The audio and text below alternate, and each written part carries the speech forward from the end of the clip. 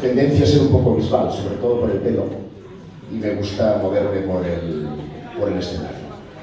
Gracias, Inma, gracias, Ángel, gracias a la Asociación Valenciana de Misterio por esta invitación. Gracias, Próspera, por obsequiarme con tu presencia hoy aquí. Yo pido un fuerte aplauso para la que ha sido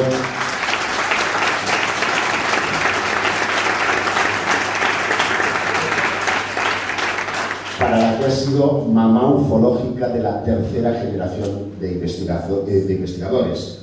Desde Javier Sierra, que lo tenemos en los altares de los premios Planeta y la literatura, a Bruno, Manuel y servidor, que hemos sido representantes precisamente de esa etapa gloriosa de la ufología. Voy a hablar de ovnis en la antigüedad, pero primero quiero hacer una advertencia, y es que si ustedes pertenecen a la gran masa, si nunca han mirado al cielo y tampoco lo habéis hecho nunca hacia el interior, no sigáis mirando, porque esto desde luego no vais a entender nada. No sería yo si, a pesar de que he dicho que voy a hablar del pasado, no hiciera referencia a lo que hemos tenido oportunidad de vivir hace escasamente 48 horas.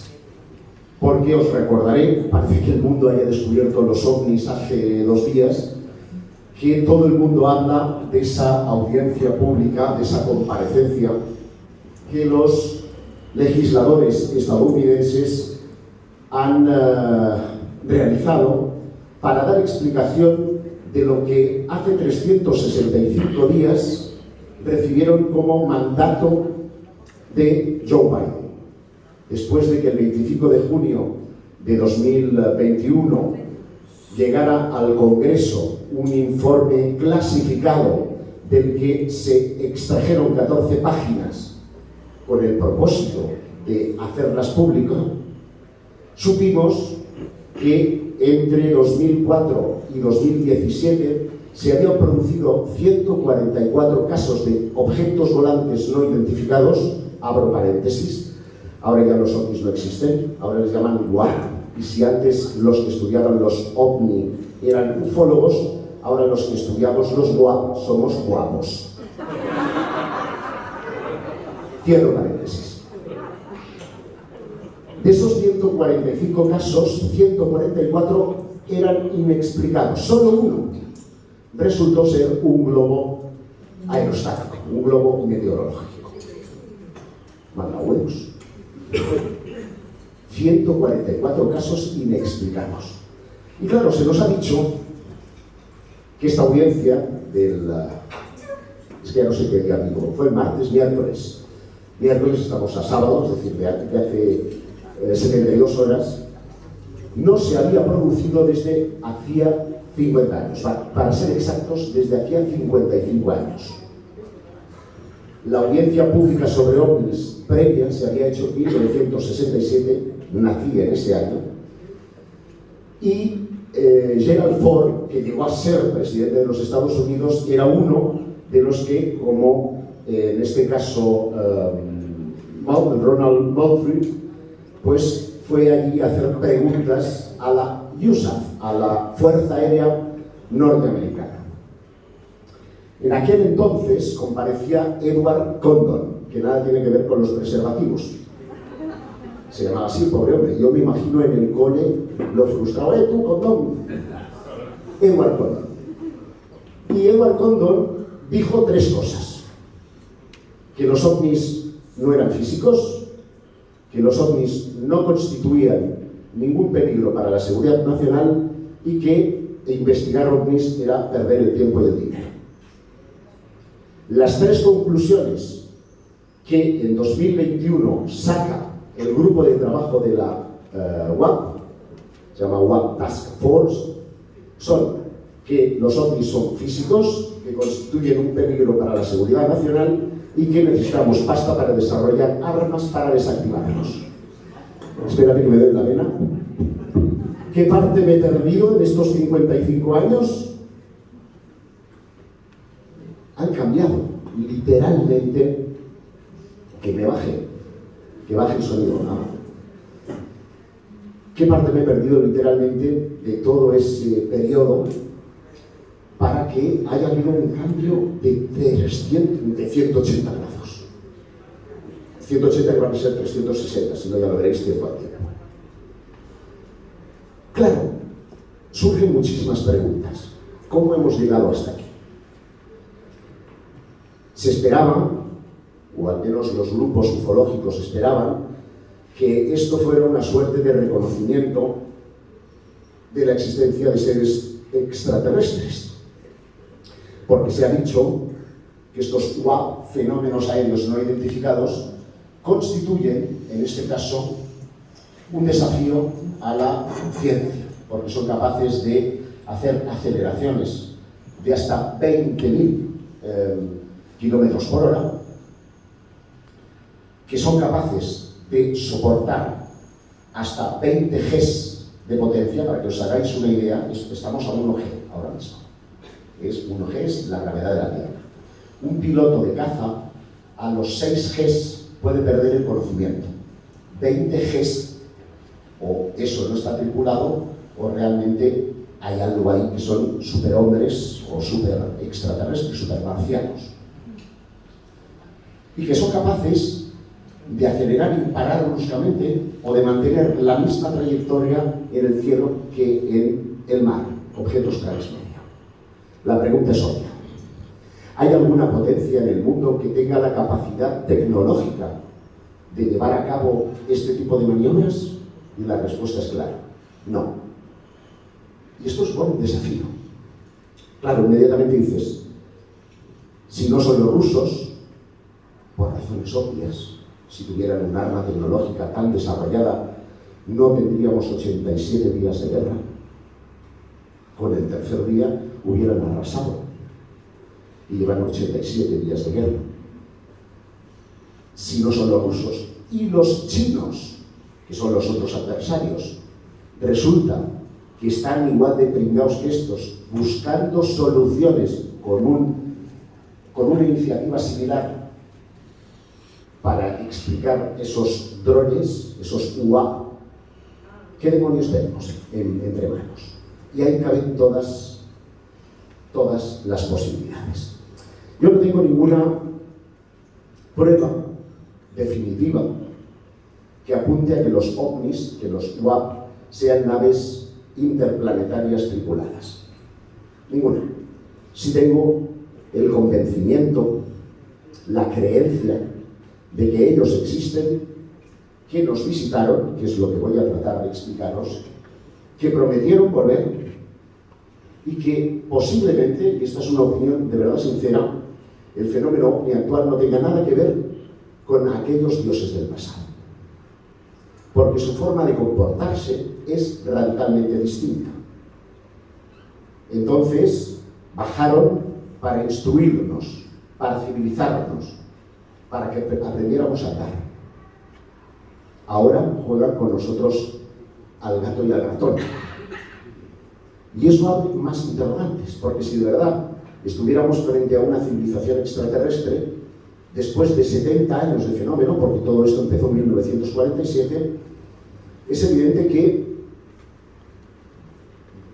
tendría que haber ocurrido alguna tentativa de comunicación más allá de esas visiones, a veces fugaces, que protagonizan aviadores, militares y público en general. Hay personas como Próspera que han tenido la suerte, la fortuna de ir más allá y por lo tanto de tener más certezas que cualquiera de los que nosotros estamos aquí, ¿no? Porque han tenido un contacto físico y extraordinario de conversación con los tripulantes de esos ovnis. Y eso sí parece remitirse a los ovnis, a los marcianillos, esto se llama para ovnis, de los que os voy a hablar. Mirad, termino el paréntesis de actualidad y nos vamos a la semi-actualidad. En 2018, la NASA, la Administración Nacional del Espacio, que dicho sea de paso, fue consultada también por esta comisión para saber si podía ser o no podía ser que los extraterrestres nos visitaran. En este proceeding de noviembre del 18 se puede leer en la página, en una de las páginas de este documento de 70 que o contempla la posibilidad de que sondas extraterrestres, el documento les llama intrusos, no solo viajen a través de nuestro sistema solar, sino también que hayan aterrizado accidental o intencionadamente en uno o más planetas del sistema solar, de nuestro vecindario cósmico, pero nuestro sistema solar. Claro, esto, cuando yo lo leí dije, a ver si lo he traducido mal, ¿no? La función Google Translate para asegurarme de que esto era así.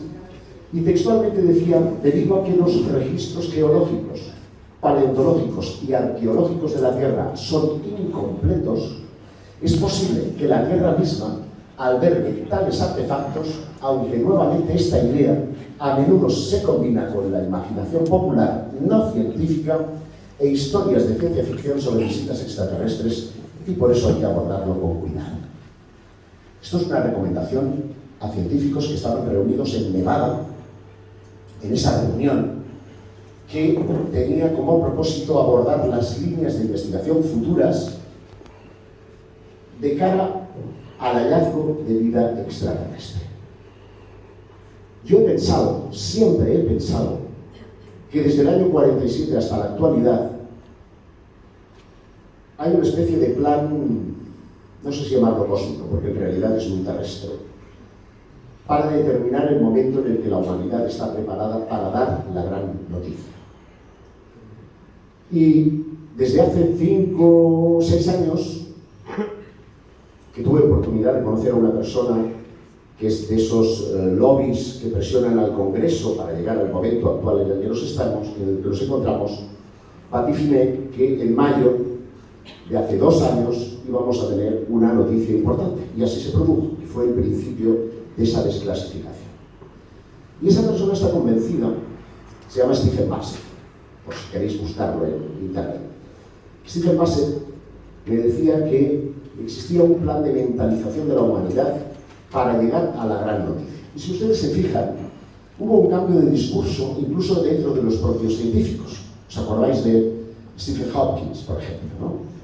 Stephen Hopkins pasó de ser un negador a ser un semicreyente y a terminar diciendo que él no mandaría señales al espacio tan gratuitamente a riesgo de que los vecinos cósmicos no tuvieran tan buenas intenciones como uno podría pensar, que pudiera ser una civilización depredadora y al final pudiera llegar a la Tierra a conquistarla, no a hacer un intercambio magnífico. ¡Ay, qué buenos sois! ¿Por qué?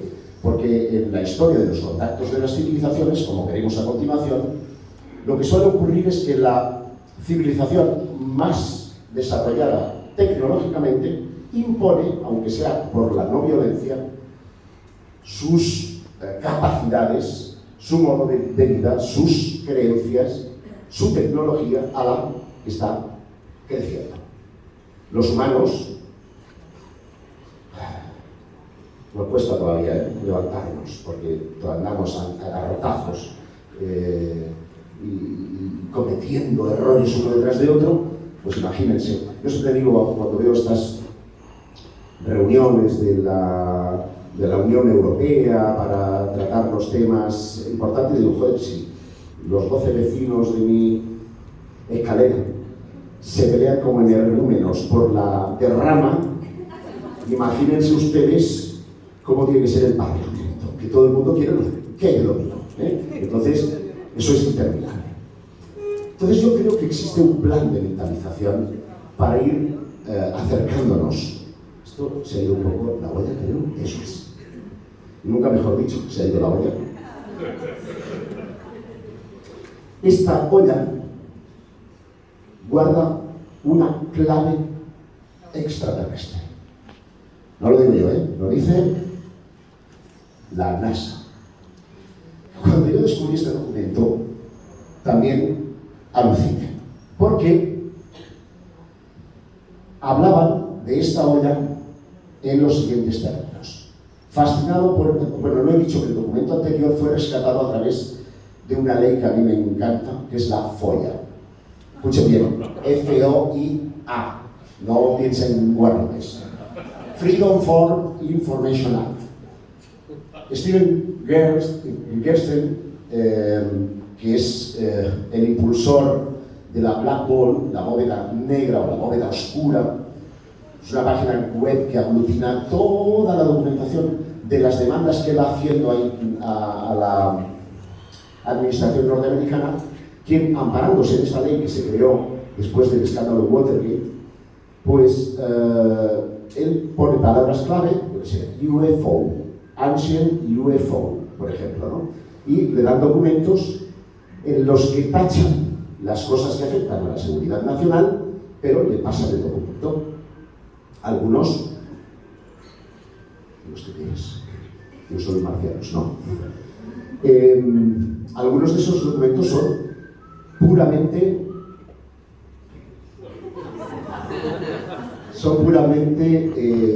folios tachados en negro, pero otros contienen información, como es el caso de esta olla, en el que dice que, fascinado por el arte en una olla de Catal Huyuk de 7.000 años de antigüedad, inspirada en lenguajes simbólicos, significados ocultos, loza antigua aparentemente inspirada y ropa de una civilización desaparecida o que representa naves espaciales futuristas y visitantes extraterrestres. Yo digo, ¿cómo? Esta olla de 2 asas es digna de datación por carbono, lingüística y evaluaciones especiales. Y pregunta, ¿cuánto vale la loza de barro si fuera mucho más moderna que el arte alienígena ovni o un texto del 7000 antes de Cristo? Como esta olla de Calat Huyuk. ¿Quién lo hizo? ¿Qué comunica? ¿Cuándo? ¿Y dónde se hizo? ¿Para qué propósitos especiales? Claro, yo digo, esto es súper porno, ¿no?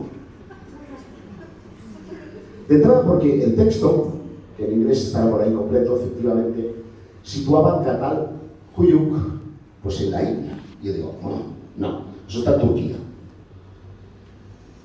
Concretamente en la región de Anatolia. Y se pronuncia Shatal Huyuk. Shatal Huyuk. Es un yacimiento espectacular, como muchos de los que están en Turquía. Anatolia, por si alguien tiene oportunidad de visitarla, está literalmente horadada de ciudades que están a 15 metros de profundidad y que se extienden 15 pisos por debajo y que cubren hasta 20 y 30 kilómetros de territorio y que intercomunican túneles situados a 20-30 kilómetros. Es decir, y usted es ingeniero, señor Ruiz, tecnológicamente esto es un reto para una civilización del 7000 a.C. Ojo, 7000 a.C. Imagínense, para hacer el metro, y poner esas tuneladoras, tienen que seguir en línea recta ahí con aparatos súper sofisticados para no perder el rumbo, porque un desvío de 1 grado, de 2 grados, puede hacer que el túnel, que los otros que están horadando por el otro lado, pues tengas que hacer una S porque no cuadras, ¿no? Pues imagínense esto en el 7000 a.C. Entonces, de entrada, bueno, lo típico de los norteamericanos, mejor dicho, de los estadounidenses, que no saben colocar en el mapa una cosa, la olla no era india, sino que era de Turquía. Y ocurre que en este yacimiento está lo que se conoce como el santuario del buitre, por estas pinturas. Como veis, se ven unos pajarutos que ellos identifican como buitres y que parecen haber devorado a los seres humanos, a los que expulsan después de haberles comido la cabeza.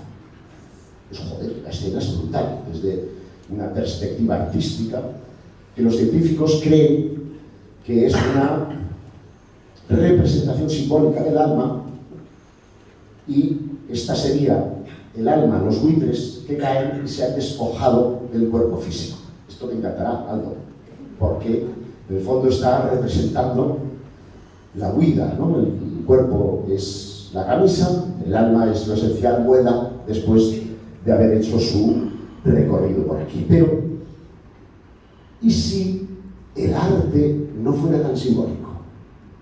¿Y si resultara que estuvieran representando cosas que vieran? Hombre, como van a ver pajarotos así de gordos, ¿no? Fíjense que en otra de las paredes de Shalat Kuyukul hay una especie de escalera con seres humanos y los tíos a los que una vez decapitados se les tira como una especie de pozo. Miren por aquí la cabeza, emergiendo, hola, estoy aquí. Y en esta otra representación, en la que vemos, esto es una gran espada que está como luchando contra los supuestos buitres.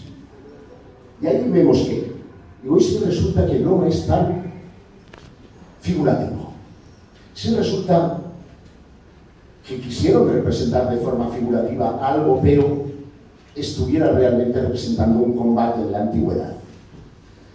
Y resulta que en 1962, en la localidad de Bar, Francia, Bar, no del de beber, no tampoco el de ver el fútbol, sino una localidad francesa, un señor que andaba por la carretera de noche, solitaria, ve un objeto no identificado posado a escasos metros del campo y los seres que descienden de él y que atraviesan la carretera tienen este aspecto.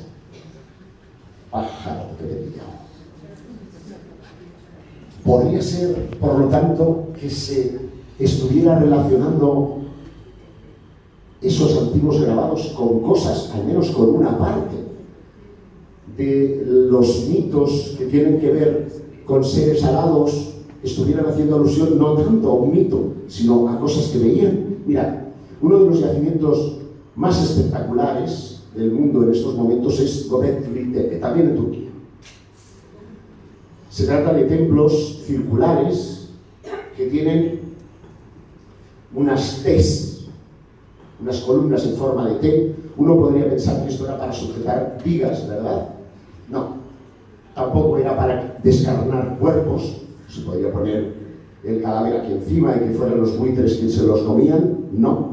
No se han encontrado pruebas. Y sin embargo, sabemos que son templos, los primeros templos de la humanidad. Estos todavía nos retrotraen más en el tiempo. Hablamos del 12.500 a.C. ¿Vale? Perdón, 12.500 años, 10.500 a.C. y algunos hasta 12.000 años. Es muy curioso porque algunas de estas columnas, cuando las miras de cerca, te das cuenta que están representando el torso de un ser. Aquí estáis viendo las manitas, el cinturón, las botas, pero no tienen cabeza. Ninguna de las columnas tiene cabeza. No sé si hay alguna otra más. No, pero otras. Ninguna de ellas tiene cabeza.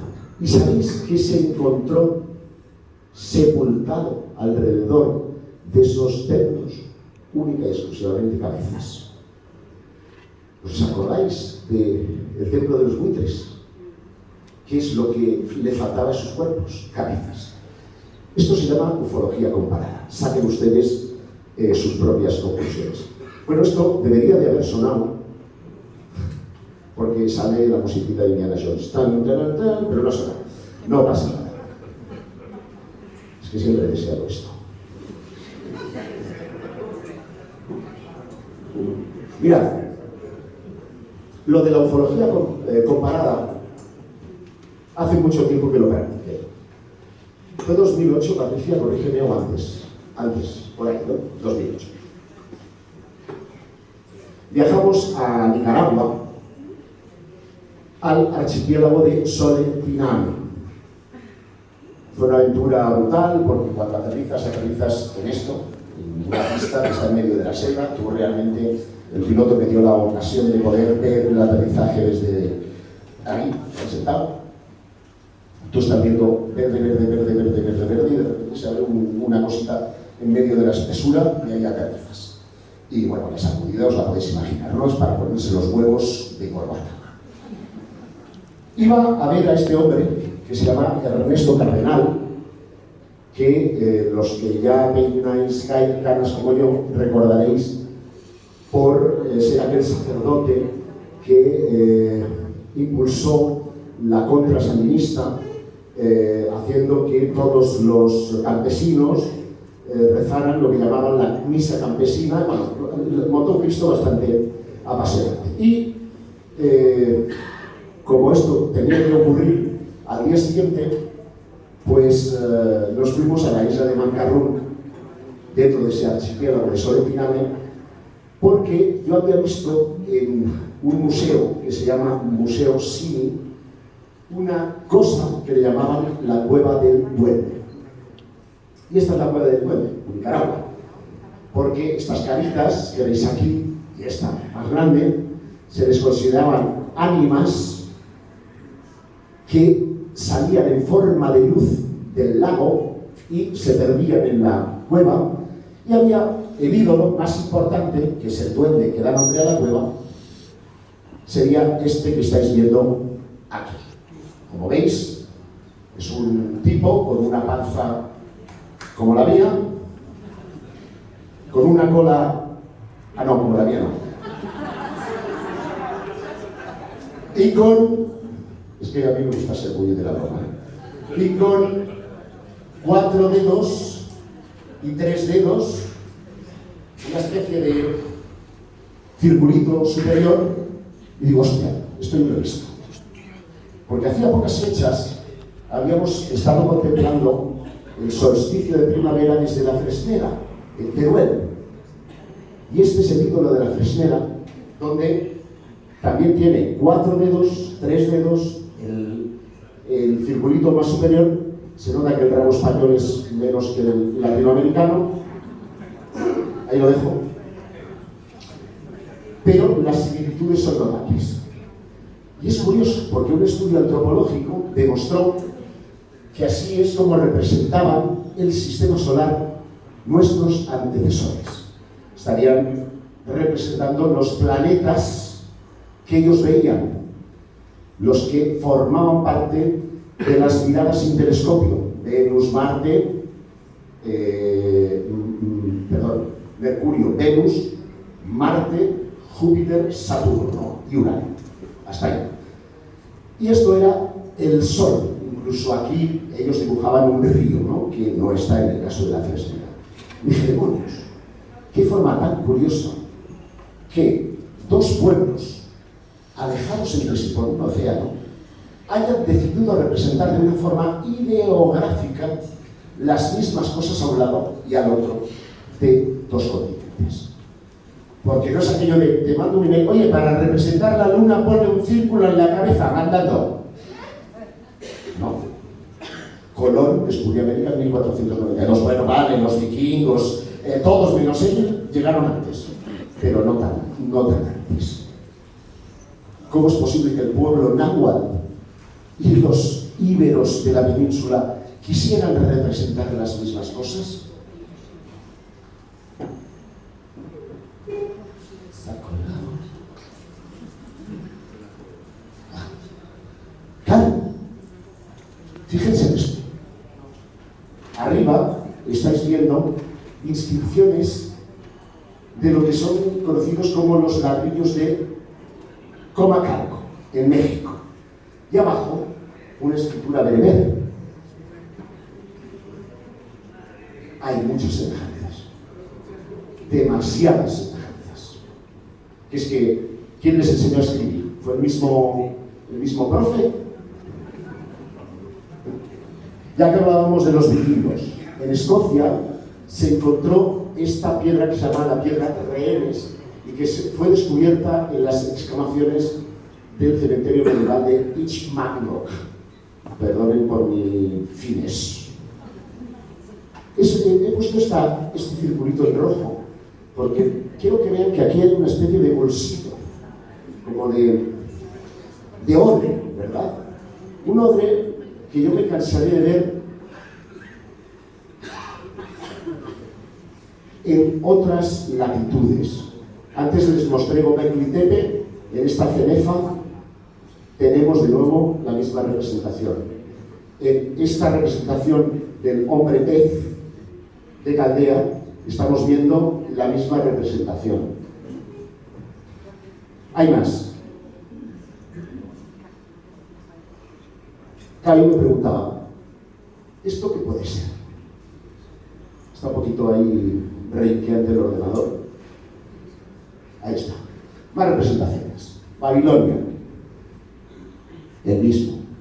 En este Apkalu, que es una divinidad protectora de Nemrut, el mismo Odre. ¿Qué podía ser?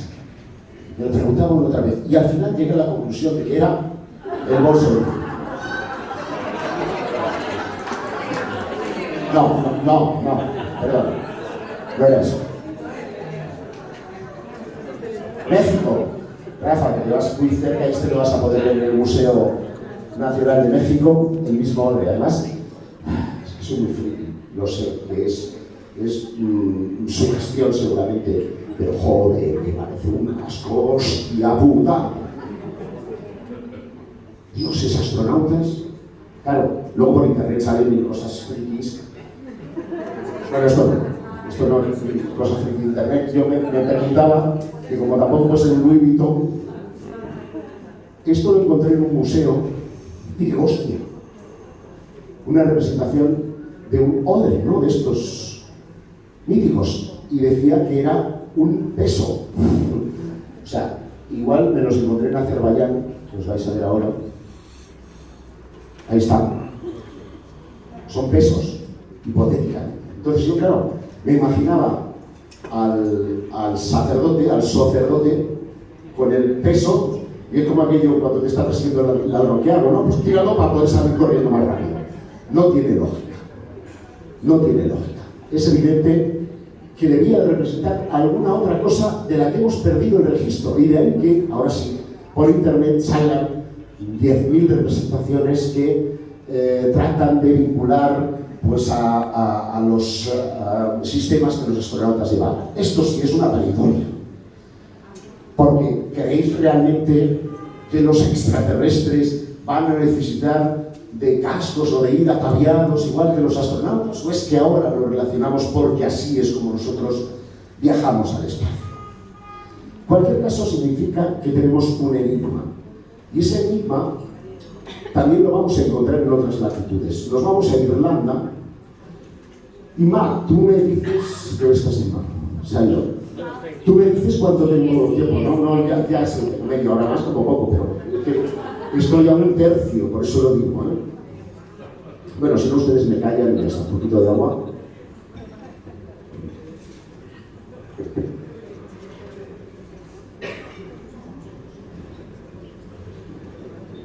Porque en Irlanda están estos túmulos que se conocen como Newgrange. Cualquiera que haya visitado Irlanda sabe que los días de luz solar son más bien escasos.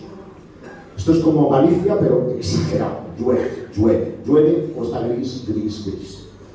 Pero el día que hacía sol, esta montañita tiene una de sus paredes, que es la que está orientada al este, fabricada con cuarcita blanca. Entonces el día que sale el sol, esto tiene un pepino, que es como un faro que ilumina kilómetros de distancia. Es decir, era como un hito, que aquí está el lugar sagrado. ¿Y qué es lo que hay en su interior? Bueno, vuelvo a decir, antes de ver qué hay en su interior, que los túmulos de Newgrange tienen una datación de 3.250 años antes de Cristo. Que he puesto en comparación a la de Kefren, porque yo soy de los que pienso que Keops se reutilizó, es decir, que ya estaba ahí, que por lo tanto tiene que ser más antigua, que la de Kefren, que es de 2521 a.C., o de que el propio Stonehenge, que es de 3000 a.C. Estamos, por lo tanto, en una de las primeras manifestaciones arquitectónicas más importantes de toda Europa. ¿Qué hay en su interior?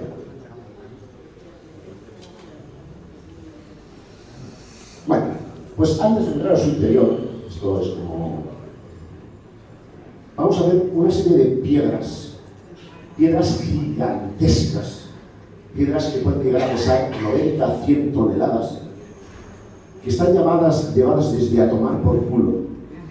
No podían ir a la cantera de al lado, no, vienen de 70, 80, 90 kilómetros, no había rueda, por lo tanto aquello era una cosa terrible, y llenas todas del mismo grabado.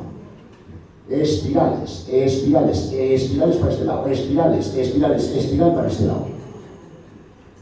Quiero que se fijen en esta ventanita, porque esta ventanita juega un papel fundamental.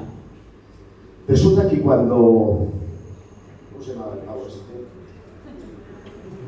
Chamber, en el siglo XVI, descubre esto. Fijaos cómo está hecho, con piedras, lascas, ¿vale? Una especie de chimenea en la que no ha entrado una gota en 3000 años. El sol penetra por esa ventanita que os he mostrado, va recorriendo el suelo, y llega a iluminar un punto concreto únicamente, igual que en el templo de Abu Simbel. Este es el final de la chimenea, la parte de arriba, y lo que ilumina es esto, esta espiral, que dice es una representación de la vida y la muerte, una alegoría de la vida hasta llegar a la muerte, y como creyeron en la reencarnación, de la muerte hasta volver a la vida. Pero yo, que ya venía mosqueado de ¿y si resulta que vieran cosas más concretas? Dije, ¿qué demonios podría haber en el cielo o en algún otro lugar que pudiera recordarles, evocarles y quisieran representar ese tipo de historias? Puede ser que las pinturas prehistóricas estén representando, como decía aquel Abad Braille, la magia simpática, es decir, si yo estoy representando un ciervo, ¿es porque al día siguiente quiero cazar un ciervo? ¿O es porque quiero ver el ciervo? ¿Sabéis la diferencia? Es decir, me anticipo a lo que quiero, lo constato, o simplemente represento lo que veo porque es lo que me han traído para comer los cazadores, ¿no? Y, distraído con esa historia, yo me voy a Toronto, Canadá. Como es lógico, en Toronto me subí a esa torre gigante que se llama CN Tower y pude ver Toronto entero. Vale. No lo han pillado algunos, ¿eh? Además de la CN Tower, en Toronto estaba el Art Gallery of Ontario, que es una galería de arte. Me habían dicho que había una exposición de cuadros florentinos, tenía el día libre, y unos cinemas para hacer en Ontario, pues no voy a ver cuadros. Pero al llegar al museo, me encuentro con esta figura. Digo, ¡hostias! Se llamaba Mamá amamantando a su hijo. Digo, pues como le pido un bocado. ¡Qué fea es la hija puta! Y me dio tanto morbo que digo, voy a entrar. Y claro, yo descubrí que las cosas no suceden por casualidad, porque la muestra representaba sobre todo arte de los primeros contactos que tanto en Alaska como en otras latitudes más al sur habían tenido con las poblaciones inuit, pues cuando venían aviones o venían helicópteros o venían tal, y se producían esos primeros contactos. Y me di cuenta que habían, digamos, deificado a un avión. ¿Veis? Es un avión tradicional al que, como hacemos con los niños en los dibujos animados con el sol, la luna o los animales, les ponemos cara humana para que sea más fácil, ¿no?, la transmisión. Y ellos se la habían puesto de Dios. Para ellos, aquellos que venían del cielo eran dioses. Y me trajo a mi memoria el asunto de los cultos cargo. Los cultos cargo, espero que esto se haya puesto en marcha, es una ley, pero creo que no. Sí, no. Joder. No. Bueno, os juro por... Es que me gustaría que lo vierais. A ver si puedo lanzar el vídeo aparte.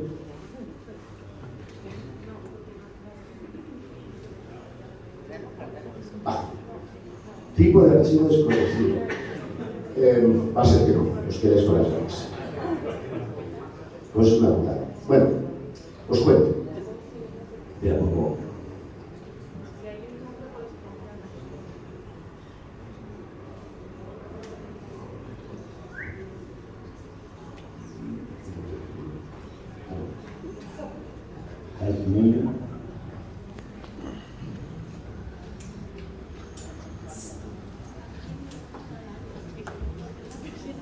Tengo que volver a abrirlo, ¿no? Entiendo. Es que me dice que no encuentra el código. Sí.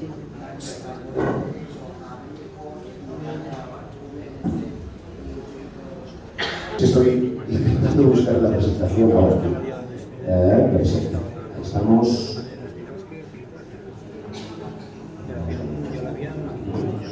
Lo que muestra el vídeo es fundamentalmente una tribu que está en Vanuatu. Esto ocurrió durante la Segunda Guerra Mundial, cuando las tropas estadounidenses se acercaban a Japón y establecieron ciertas bases con el propósito de servir la logística de un lugar a otro, ¿verdad? Y resultó que Vanuatu era una isla no contactada, no con los extraterrestres, no, con los seres humanos, con otros seres humanos más civilizados. Allí habían aborígenes que no habían visto un hombre blanco en su vida. ¿Qué ocurrió?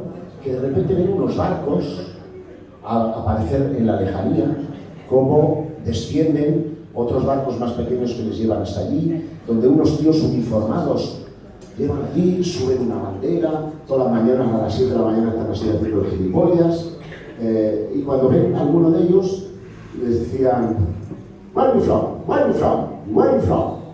Y les iban dando tabaco, les iban dando chocolatinas, y claro, estos tíos decían, "Uy, macho, me tiro rezando a mis dioses para poder cazar un puto venado, y resulta que tardo 3 años, vienen estos tíos y me dan chocolate, me dan tabaco", empezaron a tatuarse, USA. Otros empezaron a coger palos y ponérselos como rifle, y a las 7 de la mañana iban a montar. Claro, cuando aquellos tíos se fueron, porque ya no servía ese centro logístico, los aviones que tiraban el alimento, que ellos también recogían, ahí no caía nada más del cielo. Entonces, mantenían limpias las pistas e incluso hacían aviones de paja, que es lo que muestra el vídeo, y se quedaban adorando así al cielo a que los You from, porque ellos pensaban que era, se llama el culto al Where you from, pero ellos le dicen You from, tenía que volver, ¿no?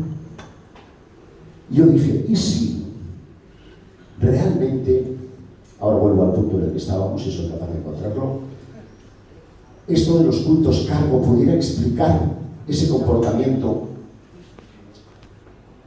Bueno,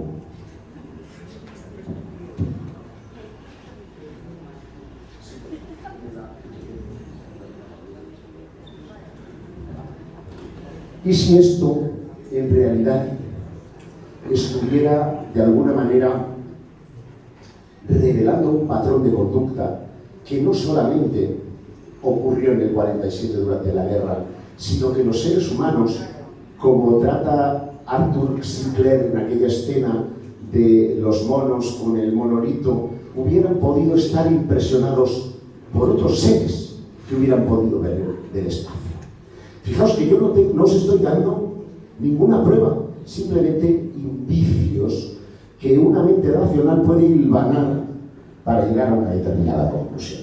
Ahí estamos, muchas gracias, Miguel Ángel. Pasa a la siguiente, porque la pregunta que me hago es, ¿pueden ser estas espirales, cosas que vieron? Porque esas espirales las encontré en otros lugares, como en la selva nicaragüense. Y entonces yo pongo en Google fenómenos atmosféricos que pudieran generar espirales, y me sale esto. Lo del puta. esto no es un fenómeno atmosférico. Esto resulta, se dijo oficialmente que era la etapa de un cohete fallido que generó por sus gases un efecto luminoso que luego se fue disgregando, pero en forma de anillo. No, claro. Pero hace 3000 años no había cohetes, menos rusos, que son estos que hacen este tipo de cosas. Ahora, resulta que en Hotel Ludus Lameirus, está aquí en Pontevedra, ¿habéis visto que voy a nada lo Callaco? También encontré no exactamente una espiral, sino esto, que allí recibe el nombre de supernova. Los arqueólogos le llaman una supernova. Por la fecha, resulta que hay otra en Utah, Estados Unidos, que representa lo mismo. En Valcamonica, en Italia, representa lo mismo. Es decir, esas tres civilizaciones representaron algo que vieron en el cielo y que a todos nos evoca la Vía Láctea. Claro, pero Galileo no estaba, no había telescopios, no se puede deducir que es una galaxia. Pero, ¿y si se lo contaron? ¿Quién podría contarse? Pues los gigantes del Génesis, capítulo 6. Queridos hermanos, vamos a hacerlo más ameno, porque, espérate, creo que nos hemos dejado algo por el camino. Tiene que haber aquí. Pues no. Pues no pasa nada. Hablo de los gigantes del Génesis. Resulta que el capítulo 6 del Génesis dice que os perdéis la parte sexual, chicas. Resulta que habla que las hijas de los hombres mantuvieron relaciones con los hijos de los dioses y dieron lugar a una raza de gigantes. Una raza gigantesca, entonces tú buscas ahí gigantes en internet y hay unos de la hostia, todo es falso, real, fake. Pero existieron los gigantes en la antigüedad. Mirad, esto es el Cáucaso, en un viaje que hice a Azerbaiyán, que fue increíble desde el punto de vista del misterio. Y en las faldas del Cáucaso hay una población que se llama Nish, en el que hay una iglesia armenia sin culto, y a la puerta de esta iglesia había un coche diplomático noruego.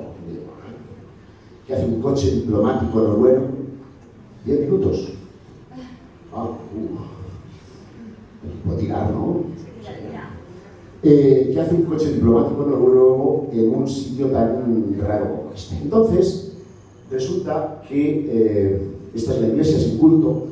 Había allí esta señora que se llama Ilham Hüseyinova, que además tenía aquí una camiseta Patty de Angel, era como una especie de señal, en el que vemos a Thor Heyerdahl y a uno de los diplomáticos noruegos, porque lo que encontró aquí Heyerdahl les llenó de estupor.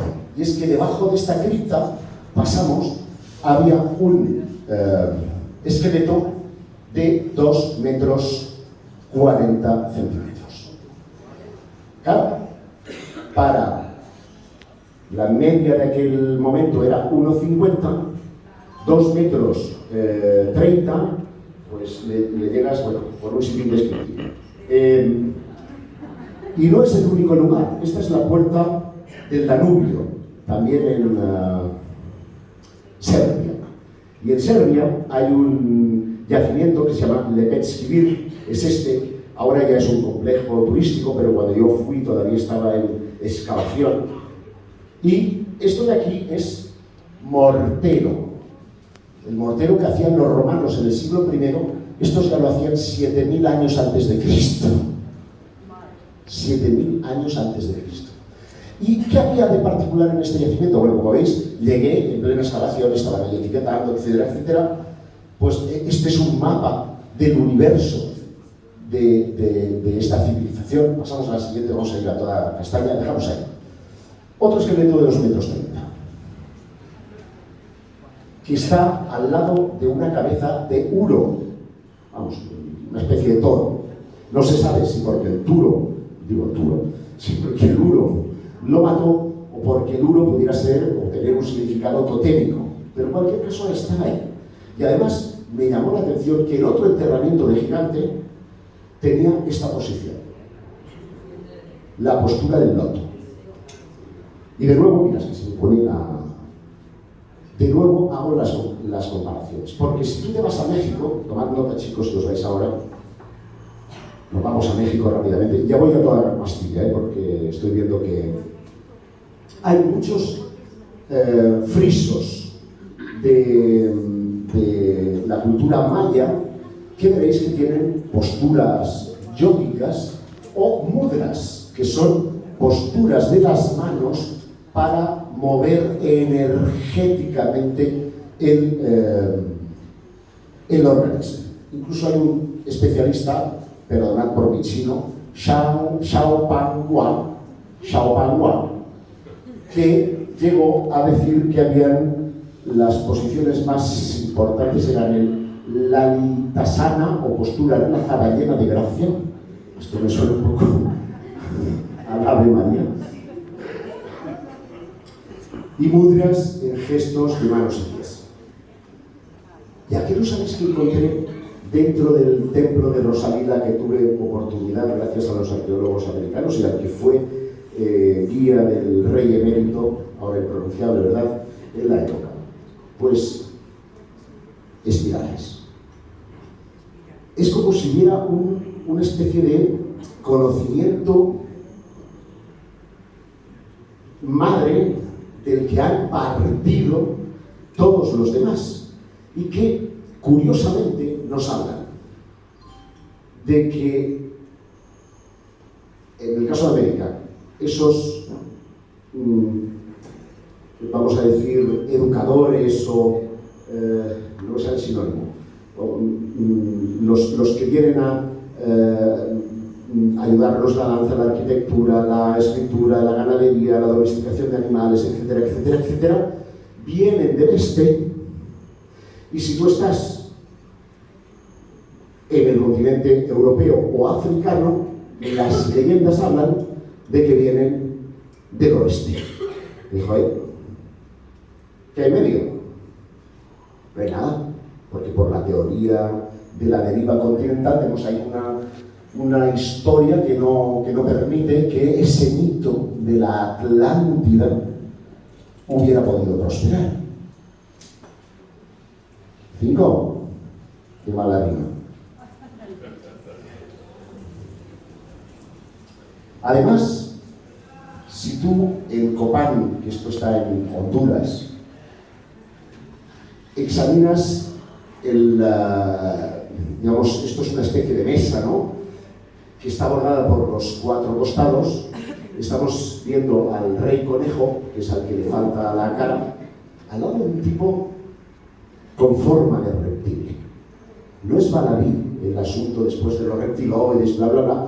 Tiene una historia que ahora sería muy larga de contar, porque si nos vamos de nuevo al Museo Antropológico de México, vamos a encontrar a Quetzalcóatl, la serpiente emplumada, que muchas veces cuando abre sus fauces tiene a un señor dentro, y otras representaciones en las que parecen tener cascos, ¿no?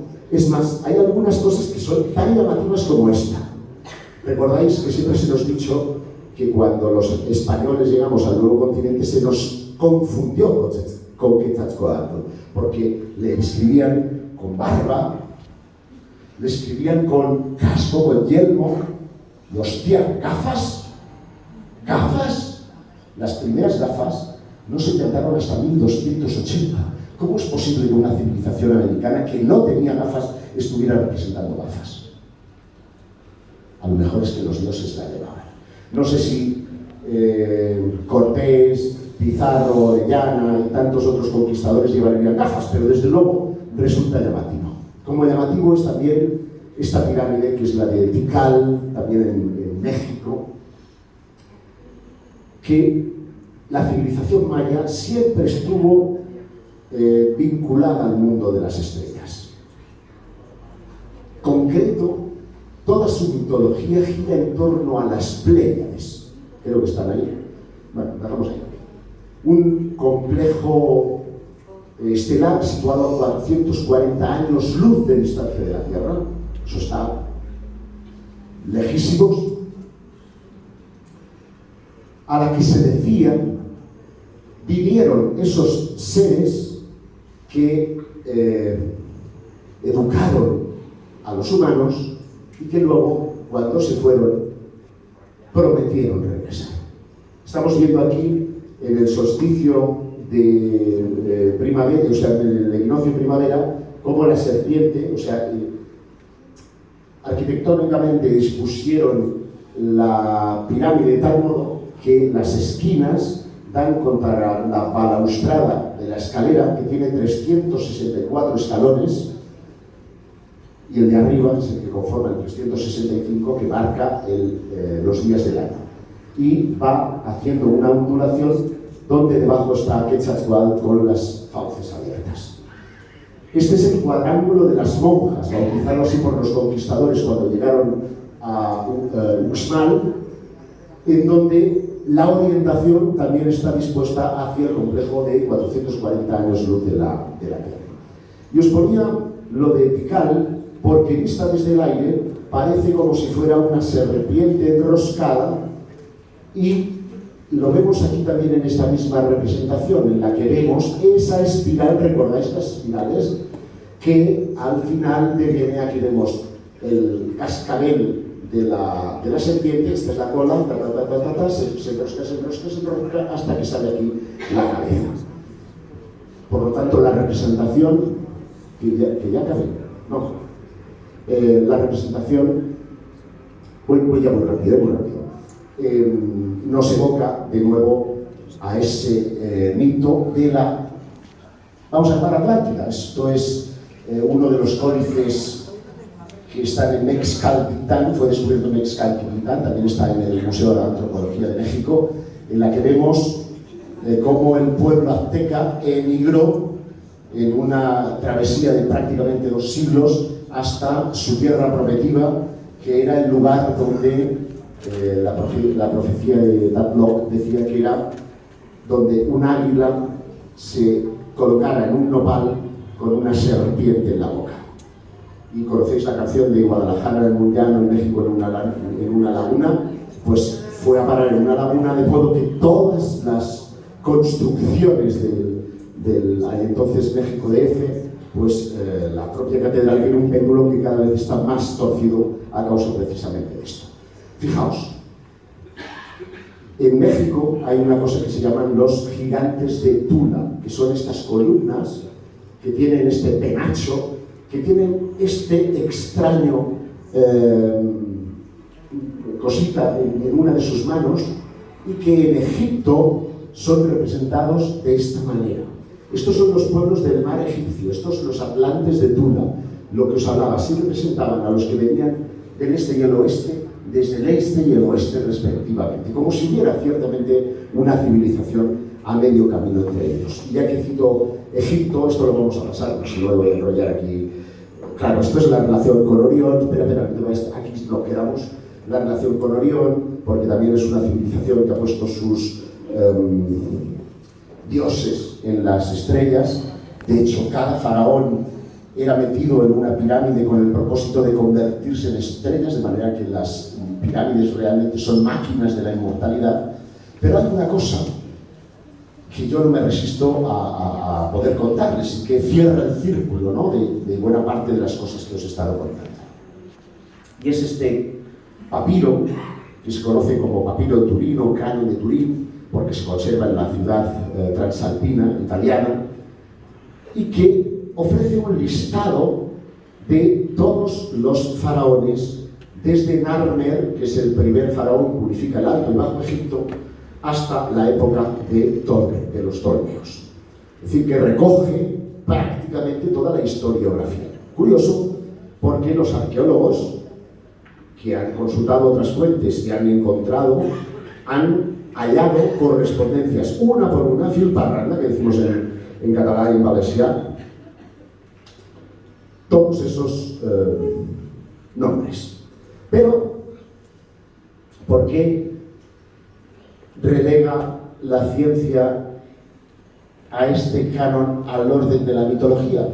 Porque si le das la vuelta, al otro lado dice que 10.000 años antes de Narmer gobernaron Egipto una serie de seres, mitad hombre, mitad animal, que venían de las estrellas y eran conocidos como los compañeros de Horus, el dios halcón, que por cierto tiene forma de pájaro, como hemos empezado la conferencia. Ovnis en Egipto, los del papiro Tuli de Tutmosis III, o ovnis que han cambiado la historia, la observación de Constantino en el puente Bilbio, cuando él va a echar su meaica de mañana y resulta que al mirar al cielo ve que se abren las nubes y ve un crismón, esa X con una P en medio y una voz que le dice Inoc Signus Vincit. Hostia, te hago esto. Inoc Signus Vincit. Es decir, con este signo vencerás.